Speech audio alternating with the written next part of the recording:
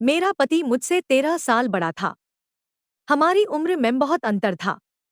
इसीलिए हमारे विचारों में मतभेद होते थे और अक्सर हमारे बीच झगड़े होते रहते थे। एक दिन अचानक उनकी तबीयत बिगड़ गई और उन्हें लकवा मार गया। अब वे बस बिस्तर पर पड़े रहते थे। उनसे कोई भी काम नहीं हो पाता था। इस बात का उन्हें बहुत दुख होता और वे रोते रहते। रोते रोते वे बार बार स्टोर रूम की ओर देखते और कुछ इशारा करते। उनकी बातों पर ध्यान देकर मैं उस स्टोर रूम में जाती, पर वहां मुझे कुछ भी अजीब नहीं दिखता था। काफी दिन बीत गए लेकिन उनकी तबीयत में कोई सुधार नहीं हुआ। फिर एक दिन अचानक मेरे पति का निधन हो गया। मुझ पर दुखों का पहाड़ टूट पड़ा लेकिन मैंने खुद को किसी तरह संभाला। उनके गुजरने के 15 दिन बाद एक दिन सोचते सोचते मुझे अचानक याद आया कि वे हमेशा उस स्टोर रूम की ओर देखकर कुछ इशारा करते थे। तब मैंने सोचा कि इस स्टोर रूम में जरूर कुछ राज है जिसे जानना चाहिए। मैंने उस स्टोर रूम की अच्छी तरह से सफाई शुरू कर दी। वहां का सारा सामान बाहर निकालने लगी। सफाई करते करते मेरी नजर एक चीज पर पड़ी जिसे देखकर मेरे पैरों तले जमीन खिसक गई, क्योंकि वहां तो मेरा नाम संध्या है। मैं दिखने में अच्छी थी लेकिन मेरे माता पिता ने मेरा विवाह मुझसे 13 साल बड़े व्यक्ति से कर दिया। वे एक बड़े पद पर कार्यरत थे और दिखने में भी ठीक ठाक थे, लेकिन उनके सिर पर एक भी बाल नहीं था। जब भी हम साथ में बाहर निकलते या घूमने जाते तो आसपास के लोग मुझे उनकी बेटी समझ लेते। यह बात उन्हें भी अजीब लगती थी। वे मुझसे कहते थे कि खूब खाना खाया करो और अपना वजन बढ़ाओ ताकि तुम भी थोड़ी उम्र दराज लगो। तब मैंने कैजुअली अपने पति अमित से कहा कि मेरे मोटे होने से बेहतर है कि आप ही पतले हो जाएं। इस बात पर उन्हें बहुत गुस्सा आ गया और गुस्से में आकर उन्होंने मुझे जोर से थप्पड़ मार दिया। हमारी शादी को अभी 1 महीना भी नहीं हुआ था, लेकिन उन्होंने इतनी जोर से मारा कि मैं जमीन पर गिर गई। फिर उन्होंने गुस्से में कहा कि औरतों को औरतों की तरह ही रहना चाहिए, ज्यादा सिर पर चढ़ने की कोशिश नहीं करनी चाहिए। उन्होंने कहा कि वे औरतों को अच्छे से जानते हैं, अगर उन्हें काबू में ना रखा जाए तो वे सिर पर चढ़ जाती हैं।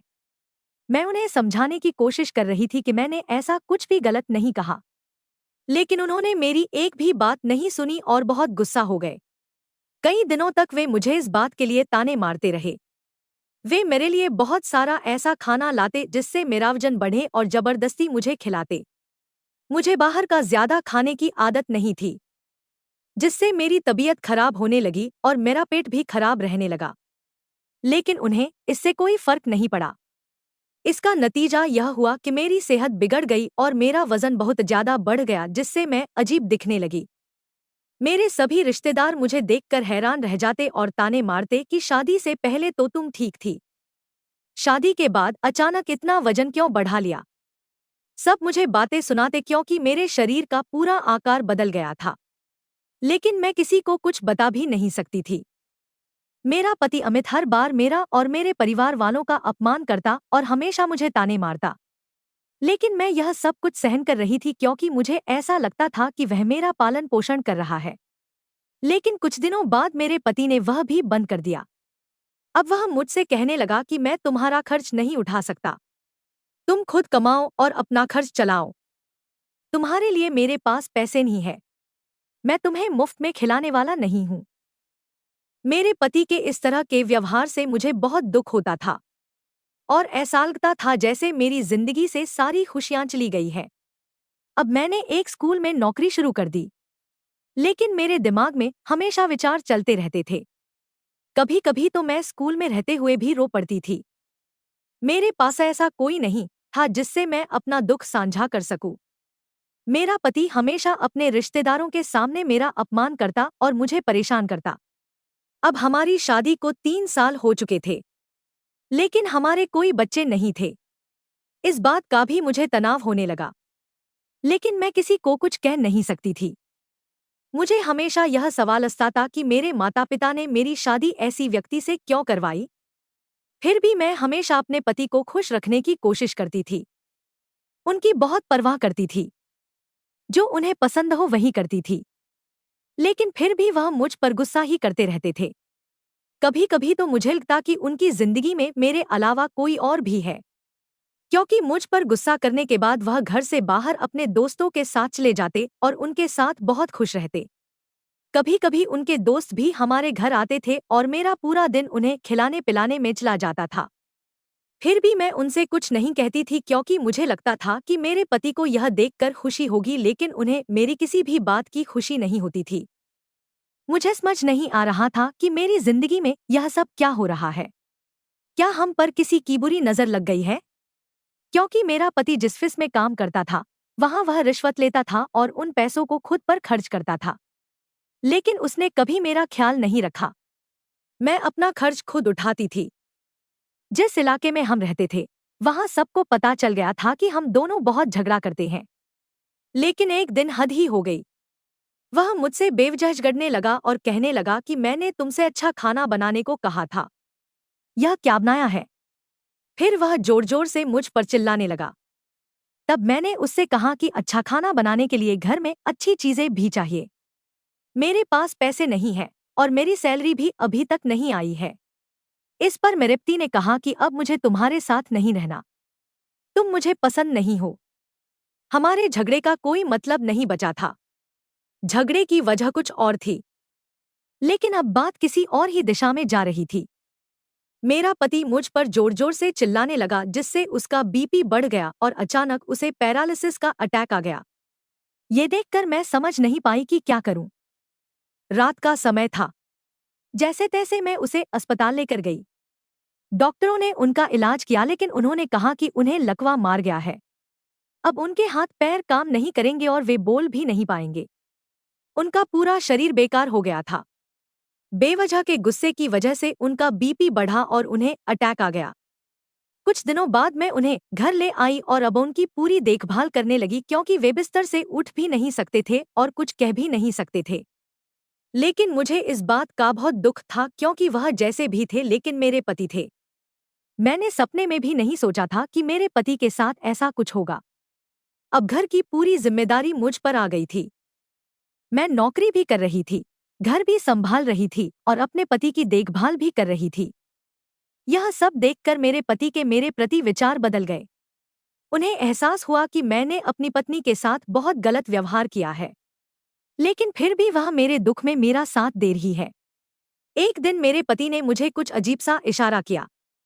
मुझे समझ नहीं आ रहा था कि वह क्या कहना चाह रहे थे। वह सामने वाले स्टोर रूम की ओर इशारा कर रहे थे, लेकिन इसका क्या मतलब था, यह मुझे समझ में नहीं आ रहा था। फिर भी जब मैंने उनसे पूछा कि क्या उन्हें उस स्टोर रूम में जाना है, तो उन्होंने मना कर दिया।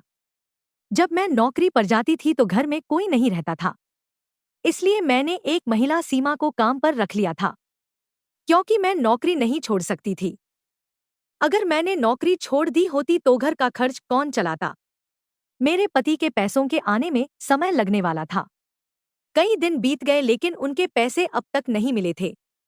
जब वह स्वस्थ थे तो पैसों के लिए उनके ज्यादातर रिश्तेदार उनके पास आते थे, लेकिन आज जब उनकी हालत खराब हो गई थी तो कोई भी उनसे मिलने नहीं आ रहा था। अब उन्हें यह समझ में आ गया था कि बुरे समय में किसी ने भी उनका साथ नहीं दिया, सिर्फ उनकी पत्नी ही उनके साथ खड़ी रही। अब वह रोज उस स्टोर रूम की ओर इशारा करने लगे और अब तो उन्हें रोना भी आ जाता था। उन्हें इस हालत में देखकर मुझे भी बहुत बुरा लगता था, क्योंकि मेरे लिए उनकी इतनी बुरी स्थिति देखना बहुत कठिन था। शादी के 3 सालों में उन्होंने मुझे कभी सुख नहीं दिया, बल्कि बहुत तकलीफ दी। लेकिन मैंने उन्हें माफ कर दिया, क्योंकि उन्हें उनके कर्मों की सजा मिल चुकी थी। अब वे रोते रहते और बार बार उस स्टोर रूम की ओर इशारा करते। मैं जाकर देखती, लेकिन मुझे वहां कुछ भी नहीं मिलता। मुझे ऐसा लग रहा था कि वहां उनकी कोई चीज है। एक दिन अचानक उनकी चेरी बहन सुनीता हमारे घर आई। उसने अपने भाई से कुछ भी पूछे बिना सीधा मुझसे बातचीत शुरू की और मेरे पति के पैसों के बारे में पूछने लगी। तब मैंने उसे बताया कि मैं रोज पूछताछ कर रही हूँ, लेकिन अभी तक पैसे नहीं मिले हैं। इस पर वह कहने लगी, तुम्हारे पति के पास बहुत सारे पैसे होंगे, तुम इतने पैसों का क्या करोगी? मैंने जवाब दिया कि जब पैसे मिलेंगे तो मैं अपने पति का शहर में जाकर अच्छे से इलाज करवाऊंगी। तब वह कहने लगी, शायद तुम्हारे पति ने दूसरी शादी कर ली होगी। मैंने कहा, मुझे इस बारे में कुछ भी जानकारी नहीं है, लेकिन मेरा पति मुझे घर खर्च के लिए भी पैसे नहीं देता था। यह सुनकर वह बोली, अगर ऐसा है तो उसने जरूर दूसरी शादी की होगी। मैंने उससे कहा अगर ऐसा होता तो वह महिला यहाँ जरूर पहुंचती। वह कहने लगी तुम्हारा पति सभी से बहुत उधार लेता था, इसलिए उसके पास बहुत पैसा जमा हो गया होगा और वह सारा पैसा उसी पर खर्च करता होगा। तुम्हें इसके बारे में पूरी जानकारी होगी। उसके मुंह से यह शब्द सुनकर मुझे बहुत गुस्सा आ गया। मैंने उससे कहा, मैं खुद नौकरी करती हूँ और अपना खर्च खुद उठाती हूँ। मैं महीने भर काम करके 300 का कमाती हूँ और वह पूरा पैसा घर खर्च में लगाती हूँ। अगर तुम्हें मेरे पति के पैसे चाहिए तो खुद जाकर ढूंढो और अगर उनकी दूसरी पत्नी मिल जाए तो मुझे भी बताना। यह सुनकर वह बोली कि तू बहुत उद्दंड है। तेरे पति का स्वभाव भी ऐसा ही था, इसलिए आज वह ऐसी अवस्था में पड़ा है। हो सकता है कि कल तेरी भी यही हालत हो। उसकी बात सुनकर मुझे बहुत आश्चर्य हुआ। मैं सोचने लगी कि इस दुनिया में कैसे लोग रहते हैं जो किसी को भी नहीं छोड़ते। मैंने उसे कहा कि तू यहाँ से चली जा और वह वहाँ से चली गई। मैंने जो कुछ हुआ वह सब अपने पति को बताया। उन्हें सब समझ में आ रहा था और वह रोने लगे। वह मुझसे कुछ कहना चाहते थे लेकिन बोल नहीं पा रहे थे। मैंने उन्हें दोबारा डॉक्टर के पास ले जाने का निर्णय लिया। डॉक्टर ने उन्हें जांचा और कहा इनके ठीक होने की संभावना बहुत कम है। आगे सब भगवान की मर्जी पर निर्भर करता है। अगर आपको कोई हो तो आप किसी और डॉक्टर से भी दिखा सकते हैं। डॉक्टर हर महीने आकर उनका चेकअप करते थे, लेकिन उनकी तबीयत में कोई सुधार नहीं हो रहा था। लेकिन मेरा पति बार बार उसी स्टोर रूम की ओर इशारा कर रहा था। एक दिन सुबह जब मैं उन्हें नाश्ता कराने के लिए उठाने गई तो वह उठे ही नहीं।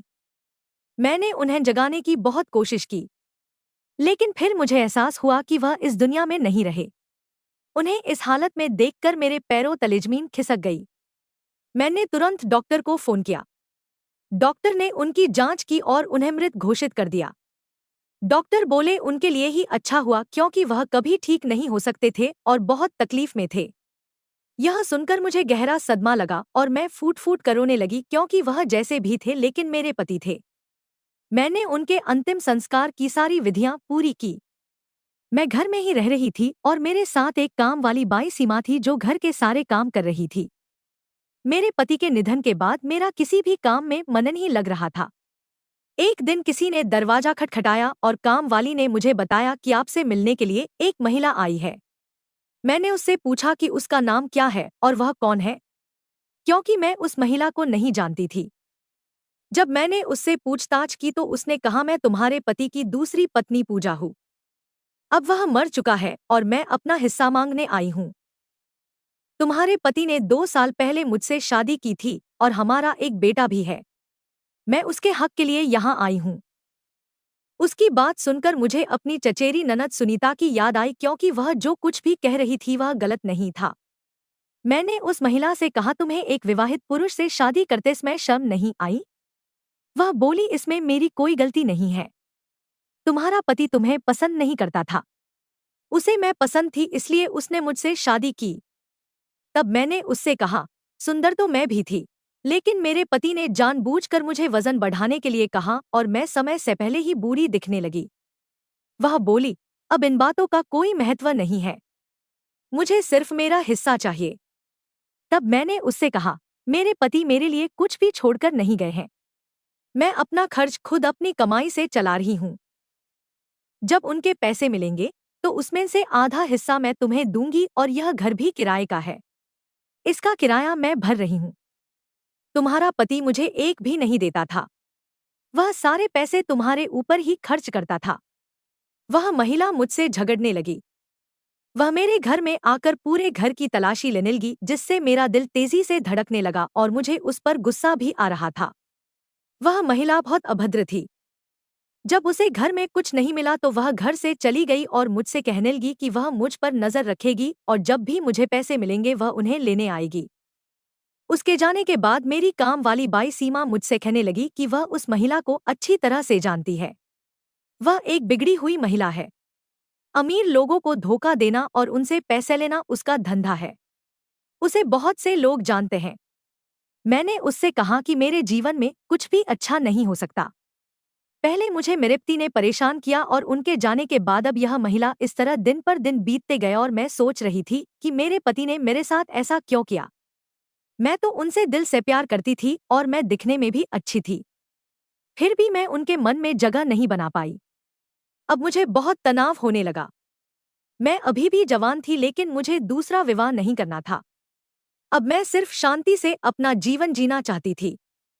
मेरे पति के पैसे अभी भी नहीं मिले थे और उनकी दूसरी पत्नी मुझे फोन करके परेशान कर रही थी।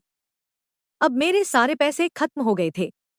इसलिए मैंने काम वाली बाई से कहा कि आज से तुम काम पर मत आना क्योंकि तुम्हें देने के लिए मेरे पास पैसे नहीं हैं। तब वह काम वाली बाई मेरे लिए अपने घर से खाना लेकर आई और मुझसे कहने लगी कि आप बहुत अच्छे हैं, लेकिन मैं आपको सिर्फ इतना ही दे सकती हूँ। तब मुझे बहुत अच्छा लगा। यदि हम किसी के साथ अच्छा व्यवहार करते हैं तो बुरे समय में भी वह हमारी मदद करते हैं। मैंने उससे कहा कि यदि मेरी स्थिति बेहतर हो जाती है तो मैं तुम्हें फिर से काम पर रखूंगी और तुम्हारी मदद करूंगी। मेरे पति के ऑफिस वाले भी मुझे पैसे नहीं दे रहे थे। शायद वे उन पैसों को हड़प करना चाहते थे। एक दिन मुझे याद आया कि मेरे पति बार बार उस स्टोर रूम की ओर इशारा कर रहे थे। नौकरानी नहीं थी। मैंने घर की सफाई शुरू की। सफाई करते समय मैंने दीवार पर लगी फोटो फ्रेम हटाई और उसके पीछे देखा तो मेरे पैरों तले जमीन खिसक गई। कुछ समय के लिए तो मुझे विश्वास ही नहीं हुआ। उस फ्रेम के पीछे एक तिजोरी बनी हुई थी। जब मैंने तिजोरी खोली तो उसमें बहुत सारे पैसे और गहने थे। अब मुझे समझ में आया कि मेरे पति बार बार उस ओर इशारा क्यों कर रहे थे। मैंने वहां से सारी रकम निकाली और फ्रेम को वापस वहीं लगा दिया। अगले दिन मैंने अपनी नौकरानी सीमा को बुलाया और उससे कहा कि मुझे घर का सामान पैक करने में मदद करो क्योंकि यह घर किराए का है और मैं यहाँ से जा रही हूँ। मैंने सोचा कि कुछ पैसे अपने पति की दूसरी पत्नी पूजा को दूं, लेकिन नौकरानी ने मुझे बताया कि वह लड़का उसका नहीं था। वह तुमसे झूठ बोल रही थी। शायद तुम्हारे पति ने उससे शादी भी नहीं की थी और वह तुमसे झूठ बोल रही थी। मैं पूरी तरह शांत हो गई थी। मैंने अपनी काम वाली बाई को उसकी तनख्वाह दी और अतिरिक्त पैसे भी दिए। साथ ही घर का आधा सामान भी उसे दे दिया। उसे लगा कि मुझे मेरे पति के पैसे मिल गए हैं, लेकिन ऑफिस के लोगों ने मुझे पैसे नहीं दिए। मैं आधा सामान लेकर दूसरे शहर चली गई। वहां जाकर मैंने अनाथ बच्चों के लिए एक स्कूल खोला और वहां नौकरी करने लगी, क्योंकि मैं उन पैसों से कुछ अच्छा काम करना चाहती थी। जीवन में ऐसे कई अवसर आते हैं, लेकिन अब मुझे किसी पर भी विश्वास नहीं था। इसलिए मैंने दूसरा विवाह भी नहीं किया। अब मैं स्वाभिमान से जी रही थी। तो दोस्तों, यह थी आज की कहानी। इस कहानी के बारे में आपकी क्या राय है? यह कमेंट बॉक्स में जरूर बताइए।